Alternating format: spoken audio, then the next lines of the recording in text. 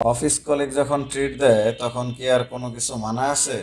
তাই আজকে একদম গামলা বইরা ভাত নিয়েছি, গামলা না প্লেটেই গামলার মতো করে ভাত নিয়েছি, সাথে খাসির মাংস নিয়ে নিছি।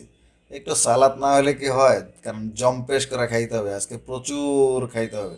তো খাওয়া দাওয়া শেষ করে চিন্তা করলাম একটু ডেজার্টও খাই, ডেজার্ট একটু নিয়ে নিলাম ফালুদা। আর এই দোকানের স্পেশাল আসলে এই ফালুদাটাই আমার কাছে এই দোকানের সবচেয়ে বেশি ভালো লাগে। ফালুদা, ফালুদাটা আসলে অস্থির একটা ফালুদা। এই যে আমরা চলে আসছি হচ্ছে কিং প্লেসে খাইতে। অফিস কলিগ সবাই, বসরা সবাই, এই যে ট্রিট দেওয়ার পাবলিক, আজকে উনি ট্রিট দিচ্ছে। কুরবানি, হ্যাঁ কুরবানি দেওয়া হচ্ছে ওনাকে, মহসিন ভাইয়ের কুরবানি দেওয়া হচ্ছে আজকে। তো আমরা মহসিন ভাইকে কুরবানি দিয়ে আজকে খাবো আর কি। এখানকার খাবারগুলো খুবই টেস্টি, তাই আমরা বারবার এখানে খাইতে আসি, কারণ এখানকার খাবারগুলো খুব ভালো।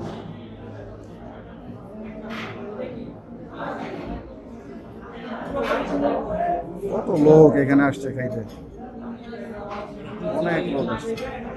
শুটকি না হলে আজকে আসলে খাবো না, আমার শুটকিটা খুব মজার। এখানকার এখানকার শুটকি আসলে খুব টেস্টি। সাদা ভাত, সাদা ভাত, গরম গরম ভাত।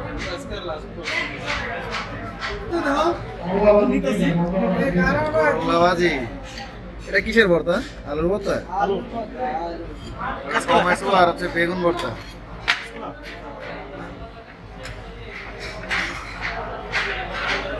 মানুষ নাকি, আমরা কি মহিলা মানুষ নাকি যে মানে ডাইকে ডুকে দেয় পর্দা মর্দা দিয়ে? একদম শুকনা করলা ভাজি। বিসমিল্লাহ।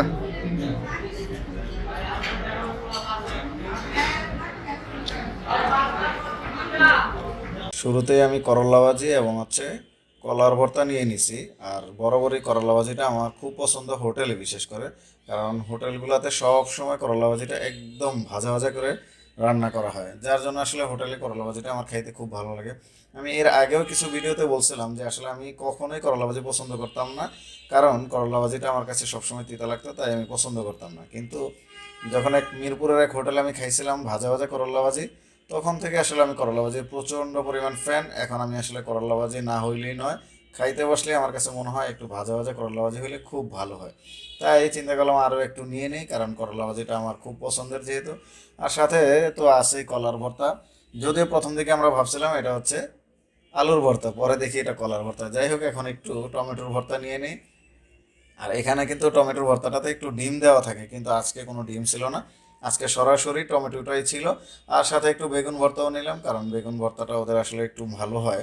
যদিও টমেটোর ভর্তার সাথে আসলে ডিম দিলে ওদের এখানকার টমেটোর ভর্তাটা খুব ভালো হয়, কিন্তু আজকে আর যেহেতু ডিম দেয় নাই, তাই আর কিছু করার নেই। আর আজকের যে ট্রিটটা দিচ্ছে সেটা হচ্ছে আমাদের এক কলিগ। উনি অনেক দিন যাবৎ আসলে আমাদেরকে খাওয়াবে খাওয়াবে বলতেছিল, কিন্তু আমরা আসলে সময় পাচ্ছিলাম না। কারণ মাঝখানে যেই সময়টাতে আমাদের খাওয়ানোর কথা ছিল, সেই সময়টাতে রমজান মাস ছিল, আর রমজান মাসে তো দুপুরে খাওয়া কোনো পসিবলই নাই। তাই আমরা চিন্তা করলাম ঈদের পরেই এই ট্রিটটা আমরা নিই। তো আজকে উনি আমাদেরকে নিয়ে আসছিল এই ট্রিট দেওয়ার জন্য। আর আমি এখন একটু খাসির মাংস নিব, তার ফাঁকে আমাদের গাড়ি ড্রাইভার সে আমাকে আসলে এমনভাবে ভাত দিচ্ছে, একদম গামলা ভরে, দেখো এই যে দেখো আরেক চামচ দিয়ে দিচ্ছে, একদম গামলা ভরে। আমি তো এদিকে খেয়াল করতে পারিনি, কারণ আমি মাংসটা নিয়ে একটু কনসার্ন ছিলাম, তাই আসলে আমি খেয়াল করিনি সে আমাকে কত ভাত দিছে। যখন আমি ঢালতে গেছি তখন তো আমি অবাক যে এত ভাত দিছে আমাকে।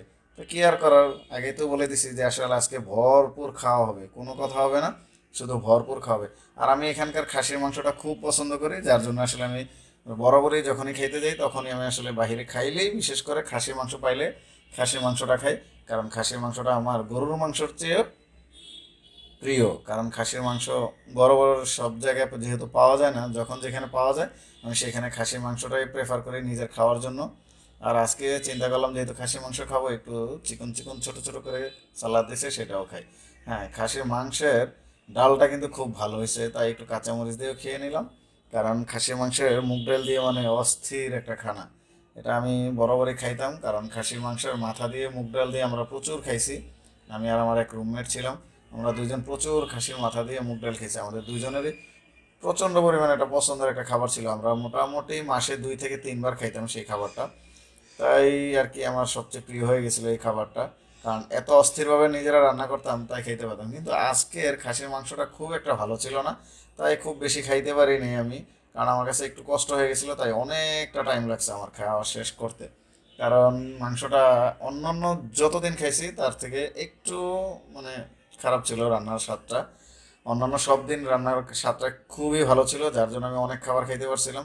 কিন্তু আজকে যেহেতু স্বাদটা ভালো নাই, তাই একটু আসলে ডাল নিয়ে তারপর খাইতে হবে, কারণ ডাল না হলে আমি আসলে খাইতে পারতেছিলাম না।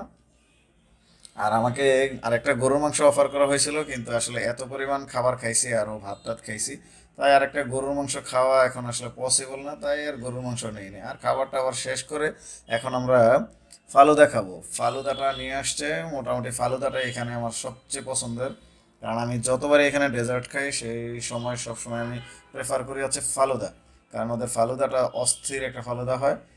আমি জানি না, অন্যান্য হয়তো বা আরো ভালো হইতে পারে, বাট ওদের এখানকারটা আমার কাছে মনে হয় আমি যত জায়গায় খাইছি তার থেকে খুব ভালো কিং প্লেসের এই ফালুদাটা। কারণ আমরা যতবারই লাঞ্চ করি এখানে আমরা প্রেফার করি সবসময় ফালুদা, কারণ ফালুদাটা খাইলে একদম শান্তি মনে হয় যে খাওয়া শেষ করে এখানে ঘুমাই যাই। আর খাইতে খাইতে একদম প্রচণ্ড পরিমাণ ঘামাই গেছি, দেখো একদম কালো হয়ে গেছে চেহারা, খাইতে খাইতে এত পরিমাণ খাইছি। কিন্তু কি আর করার, খাবার টাবার আর যেহেতু পেটে নিতে পারতেছি না, তাই আজকে আর খাবো না, এখানেই মোটামুটি খাওয়া শেষ করে ফেলতেছি। কারণ ডেজার্ট দিয়ে আজকে আসলে আমাদের এই ফালুদা দিয়ে খাওয়া শেষ। তো রীতিমতো তোমরা অনেক বকবক করলাম, অনেক শুনলা, তোমাদের সাথে আর বকবক করবো না, তোমরা অবশ্যই ভালো থাকবা। আর সবাই আমার চ্যানেলটাকে এবং আমার পেজটাকে সাপোর্ট করবো, অবশ্যই আমাকে ফলো এবং লাইক দিবা এবং সাবস্ক্রাইব করবো আমার চ্যানেলটাকে। আর আমার সবগুলো ভিডিও দেখার জন্য অবশ্যই বেল আইকনটা ক্লিক করে রাখবা, যেন সবসময় তোমরা নোটিফিকেশনটা পাও। আর আল্লাহ হাফেজ, বাই বাই, টাটা, তোমরা অবশ্যই ভালো থাকবে এবং তোমাদের সাথে আবার দেখা হবে অন্য কোনো ভিডিও নিয়ে অন্য কোথাও। সেটা যে কোনো ভিডিও হতে পারে, ট্রাভেল ব্লগ অথবা ফুড ব্লগ, যে কোনো একটা হবে, ইনশাআল্লাহ তোমাদের সাথে দেখা হবে। সে পর্যন্ত আল্লাহ হাফেজ।